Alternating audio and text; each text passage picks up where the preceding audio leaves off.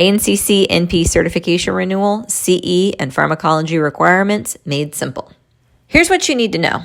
You have to renew your ANCC certification every 5 years. Complete 75 hours of CE, 25 must be in pharmacology. Choose one of the 8 renewal categories, and don't let your certification lapse or you'll have to retest.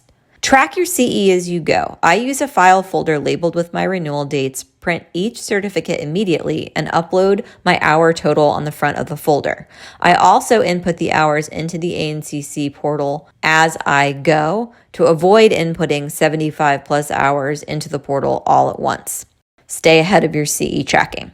Need your 25 hours of pharmacology? Get it done fast with our all-inclusive ANCC accredited pharmacology CE package, linked in the description below. Please note that a portion of your 75 total hours must be from an accredited provider.